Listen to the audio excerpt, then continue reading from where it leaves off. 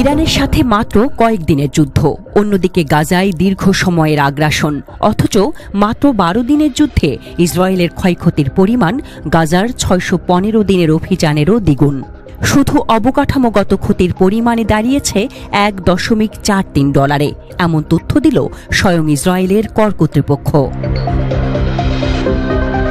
সোমবার Israeli parliament নেসেটে finance কমিটিকে এ তথ্য জানায় কর কর্তৃপক্ষ। বলা হয়, প্রায় 2 সপ্তাহের এই যুদ্ধে আর্থিক ক্ষতি ইসরায়েলেরই বেশি হয়েছে। অবশ্য সম্পূর্ণ ক্ষয়ক্ষতির হিসাব এখনও পুরোপুরি আসেনি। প্রাথমিক তথ্য বলছে, ইরানি ক্ষেপণাস্ত্র ও ড্রোন হামলায় ইসরায়েলের ক্ষয়ক্ষতির পরিমাণ 2023 সালের 7 অক্টোবরের হামলা এবং পরবর্তী 615 দিনের ক্ষয়ক্ষতির তুলনায় প্রায় দ্বিগুণ।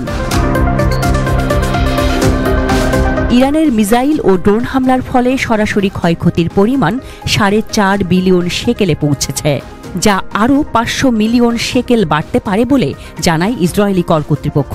মার্কিন ডলারে হিসাব করলে যার পরিমাণ 1.47 বিলিয়ন। অন্যদিকে 2023 সালের 7 অক্টোবর শুরু হওয়া এবং পরবর্তী সময়ে হামাস, হিজবুল্লাহ ও হুথির হামলায় সম্মিলিত ক্ষয়ক্ষতির মোট পরিমাণ 2.5 বিলিয়ন শেকেল, অর্থাৎ $735 মিলিয়ন। সুতরাং স্পষ্টতই বোঝা যাচ্ছে ক্ষয়ক্ষতির পার্থক্য দ্বিগুণ। ইরানি ক্ষেপণাস্ত্র হামলায় ক্ষতিগ্রস্ত বহু জনবহুল এলাকা।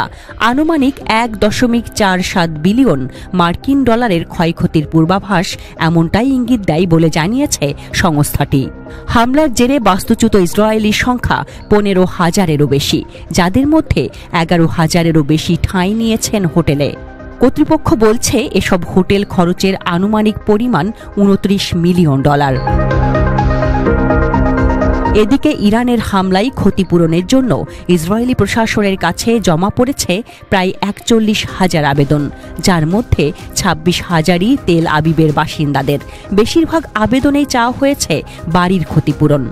ইসরায়েলি পরিসংখ্যান বলছে, যুদ্ধে প্রায় 600 ব্যালিস্টিক ক্ষেপণাস্ত্র নিক্ষেপ করে ইরান, যার মধ্যে 31টি জনবহুল এলাকায় আঘাত এনেছে।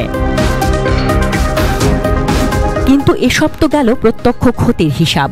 যুদ্ধজনিত বিধিনিষেধের আওতায় প্রায় সকল ব্যবসা ও শিক্ষা প্রতিষ্ঠান বন্ধ থাকায় ক্ষয়ক্ষতির পরিমাণ আরও বাড়তে পারে বলে ধারণা করা হচ্ছে।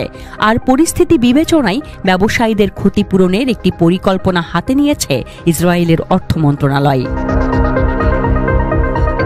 ইরানের সাথে যুদ্ধ চালাতে প্রতিদিন প্রায় $1 বিলিয়ন কাছাকাছি ব্যয়ভার বহন করতে হয় আইডিএফকে, যা এর আগে উঠে আসে বিভিন্ন গণমাধ্যমের প্রতিবেদনে। বলা হয়, যুদ্ধ শুরুর প্রথম 2 দিনেই আনুমানিক 5.5 বিলিয়ন শেকেল বা $1.45 বিলিয়ন খরচ করে তেল আবিব। ফলে ইসরায়েলের প্রতিরক্ষা বিভাগের বাজেটের জরুরি অংশও ব্যয় করা হয়েছে ইরানের বিরুদ্ধে সংঘাতে। অর্থাৎ আগের যে কোনো সময়ের তুলনায় প্রতিরক্ষা বাজেটে বড় ধরনের ঘাটতি দেখা যেতে পারে ইসরায়েলে।